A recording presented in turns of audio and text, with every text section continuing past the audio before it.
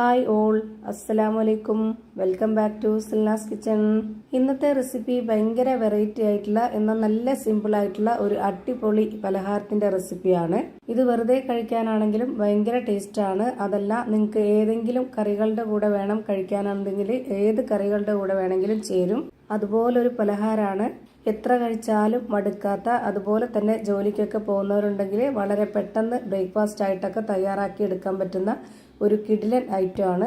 കറികളില്ലാതെയും കറികളോടുകൂടിയും എങ്ങനെ വേണമെങ്കിലും കഴിക്കാവുന്നതാണ്. അപ്പോൾ നമുക്ക് ഇതെങ്ങനെയാണ് തയ്യാറാക്കുന്നതെന്ന് നോക്കാം. ഇതിനായി ആദ്യം തന്നെ ഒരു മിക്സിയുടെ ജാർ എടുത്തിട്ടുണ്ട്. അതിലേക്ക് അരിപ്പൊടിയാണ് ഇട്ട് കൊടുക്കുന്നത്. വറുത്ത അരിപ്പൊടി തന്നെ ഇട്ട് കൊടുക്കാൻ വേണ്ടി നോക്കുക, എങ്കിലേ പലഹാരം നല്ല പെർഫെക്റ്റ് ആയിട്ടും ടേസ്റ്റ് ആയിട്ടും കിട്ടുള്ളൂ. 250 ml കപ്പിന്റെ അളവിൽ 1.25 കപ്പ് അരിപ്പൊടിയാണ് ഇട്ട് കൊടുക്കുന്നത്. ഇനി വേണ്ടത് ചോറാണ്. ബാക്കി വന്നതോ അല്ലാന്നുണ്ടെങ്കിൽ ചൂട് ചോറോ ഏതായിരുന്നാലും കുഴപ്പമൊന്നുമില്ല. 1/2 കപ്പ് അളവിൽ ഇട്ട് കൊടുക്കുന്നുണ്ട്. ഏത് അരിയുടെ ചോറായിരുന്നാലും കുഴപ്പമില്ല. പിന്നെ വേണ്ടത് തൈരാണ്. തൈര് പുളിപ്പുള്ളതോ പുളിപ്പില്ലാത്തതോ ഏത് വേണമെങ്കിലും ഓരോരുത്തരുടെ ഇഷ്ടത്തിനനുസരിച്ച് യൂസ് ചെയ്യാവുന്നതാണ്. ഈ പലഹാരത്തിന് ചെറിയൊരു പുളിപ്പുണ്ടെങ്കിൽ ഒരു പ്രത്യേക ടേസ്റ്റ് ആയിരിക്കും. ഇനി അത് ഇഷ്ടമല്ലാത്തവർ പുളിപ്പില്ലാത്ത തൈര് ഒഴിച്ചു കൊടുക്കാം. ഞാനിവിടെ 250 ml കപ്പിന്റെ അളവിൽ 1/4 കപ്പ് തൈരാണ് ഇതിലേക്ക് ഒഴിച്ചു കൊടുക്കുന്നത്. ചെറിയൊരു പുളിപ്പുള്ള തൈരാണ്. നല്ല പുളിപ്പുള്ള തൈരാണെന്നുണ്ടെങ്കിൽ അതിന്റെ പകുതി എടുത്താൽ മതി. ഇനി ഇതിലേക്ക് 1/2 കപ്പ് അളവിലുള്ള വെള്ളവും കൂടെ ഒഴിച്ചു കൊടുക്കാം. പിന്നെ ഇതിലേക്ക് വേണ്ടത് ചെറിയ ജീരകമാണ്. അതും കൂടെ 1 സ്പൂൺ അളവിൽ ഇട്ട് കൊടുത്തിട്ടുണ്ട്. ഇനി നമ്മുടെ പലഹാരം നല്ല സോഫ്റ്റ് ആയിട്ട് കിട്ടാൻ വേണ്ടിയിട്ട് ഒരു നുള്ള് സോഡാപ്പൊടിയും ഇതിലേക്ക് ആവശ്യത്തിനുള്ള ഉപ്പും ഇട്ട് കൊടുത്തിട്ടുണ്ട്. ഇനി ഈ പലഹാരത്തിന് നല്ലൊരു മണത്തിനും ഒരു പ്രത്യേക ടേസ്റ്റിനൊക്കെ വേണ്ടിയിട്ട് കായപ്പൊടിയാണ് ഇട്ട് കൊടുക്കുന്നത്. ഇതുപോലൊരു സ്പൂണിൽ ഇട്ട് കൊടുക്കുന്നുണ്ട്. ഇനി ഒരു 30 മില്ലിയുടെ സ്പൂണിൽ 2 സ്പൂൺ ഓയിലാണ് ഒഴിച്ചു കൊടുക്കുന്നത്. മണമില്ലാത്ത ഏത് ഓയിലായിരുന്നാലും കുഴപ്പമൊന്നുമില്ല.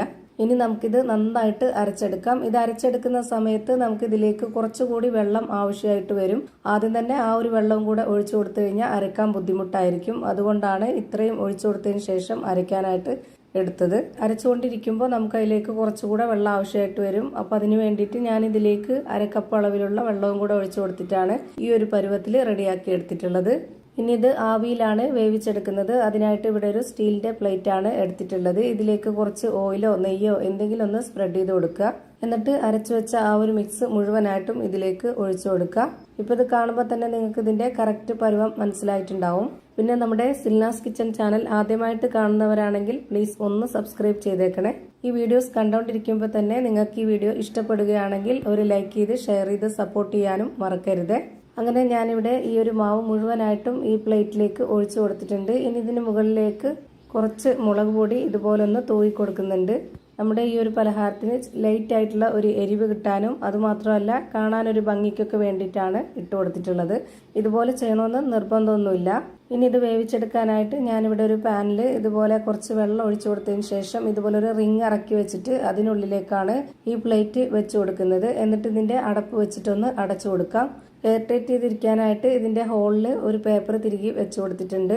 ഇനി ഇതിന്റെ ആ ഒരു വെള്ളം തിളയ്ക്കുന്നവരേക്കും ഹൈ ഫ്ലെയിമിൽ ഇട്ടിട്ടും അതിനുശേഷം ലോ ഫ്ലെയിമിൽ ഇട്ടിട്ടും ഇത് വേവിച്ചെടുക്കണം. ശ്രദ്ധിച്ചിരിക്കണം, പെട്ടെന്ന് തന്നെ തിളച്ച് കിട്ടും. കുറച്ച് വെള്ളം ആയതുകൊണ്ട് ലോ ഫ്ലെയിമിൽ ഇട്ട് കൊടുത്തതിന് ശേഷം പിന്നെ ഒരു 15-20 മിനിറ്റിനകം ഇത് നന്നായിട്ട് വെന്ത് കിട്ടും.